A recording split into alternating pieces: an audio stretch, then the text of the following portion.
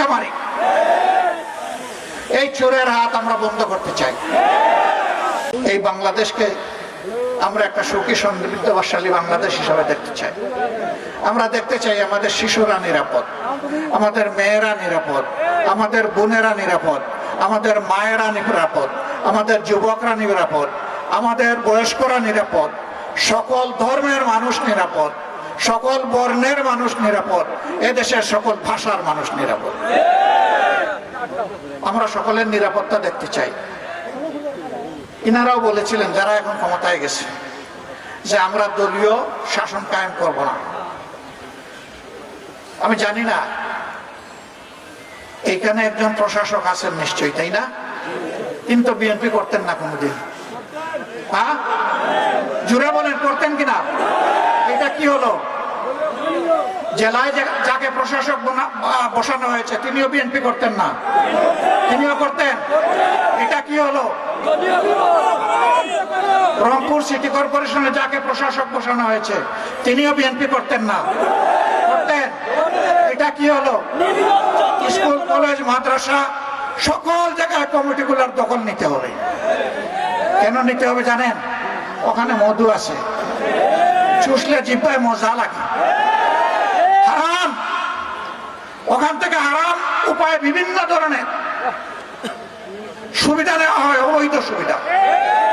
এই জন্যই পাগল শিক্ষক নিয়োগ দিতে পয়সা, পিয়ন নিয়োগ দিতে পয়সা, ছাত্রছাত্রীদের টিফিনের পয়সা থেকেও পয়সা, সব জায়গায় চুরি চামারি। এই চোরের হাত আমরা বন্ধ করতে চাই, চাঁদাবাজদের হাত বন্ধ করতে চাই, দুর্নীতিবাজদের হাত বন্ধ করতে চাই, সেই মানবিক বাংলাদেশ করতে চাই। ন্যায় ইনসাফের বাংলাদেশ, সকলের জন্য সমান ইনসাফ আমরা নিশ্চিত করতে চাই। এর জন্যই ছিল গণভোট। আপনারা রায় দিলেন, সরকার এখন যারা আছে তারাও বলছিল রায় দেন, হা বলুন। হা সবাই বললাম, এখন আমরা হার উপরে আছি, তারা না হয়ে গেছে। আমি পরিষ্কার বলছি, গণভোট না মানলে শুধু না হবে না, একসময় নাই হয়ে যাবে। জনতার রায়কে অগ্রাহ্য অপমান করে অতীতে কেউ টিকে নাই, শান্তি পায় নাই, সম্মান পায় নাই, ক্ষমতা পাকাভুক্ত করতে পারে নাই। 14, 18, 24-এর নির্বাচন তার প্রমাণ। আপনারাও যদি তামসা শুরু করেন তাহলে ভাইরাস যখন বসবে আপনাদের ঘাড়ে তখন কিন্তু উপসর্গ সমানই দেখা দিবে। এখন যারা আপনাদেরকে তালে তালে হাওয়া দিচ্ছে, আলবত আলবত আলবত, ও ভালো যা করছেন চমৎকার, এই বাতাস একদিন আপনাদেরকে বাতাসে উড়িয়ে নিয়ে যাবে। আমরা চাই না, কারণ আপনারা মুসলিম ছিলেন। আমরা চাই আপনারা ঠিক পথে ফিরে আসুন, জনগণের রায় মেনে নিন, সংস্কার সাধন করুন, ফ্যাসিবাদের রাস্তা বন্ধ করুন, মানবিক এবং গণতান্ত্রিক বাংলাদেশের রাস্তা খুলে দিন। যদি খুলে দেন, আমরা বিরোধী দল হিসেবে আপনাদেরকে সর্বাত্মক সহযোগিতা করব।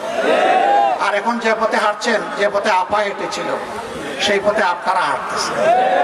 আপা যাওয়ার আগে বলতো আমি পালাই না, অমুকের মেয়ে পালায় না। কি হয়েছে এখন? পালাইছে। বাচ্চারা স্লোগান দিয়েছিল পালাইছে রে পালাইছে, তাই না? এই পথে যারাই হাঁটবেন তাদেরকে পালাতে হবে। এই পথ পালানোর পথ। এই পথে হাঁটলে আপনি মক্কা যাইতে পারবেন না, আপনি দিল্লি চলে যাবেন। এই পথের শেষ ঠিকানা দিল্লি। এদেশের মানুষ দিল্লির খবরদারি বাংলাদেশের উপর চায় না। কোন আধিপত্যবাদ মানব না, অপশক্তির কাছে মাথা নত করব না। ইনশাআল্লাহ তাআলা আজিম মজবুত কদমে মাথা উঁচু করে যতদিন বেঁচে থাকবো মানুষ হিসাবে বেঁচে থাকতে চাই, বিড়াল হিসাবে বাঁচতে চাই না। বিড়ালের জীবন আমাদের জীবন হবে না ইনশাআল্লাহ। আপনারা প্রস্তুত আছেন তো? আছেন? ইনশাআল্লাহ প্রস্তুত থাকবেন। লড়াই চলছে, লড়াই চলবে। ইনশাআল্লাহ হকের বিজয় হবে, ইনশাআল্লাহ 18 কোটি মানুষের বিজয় হবে।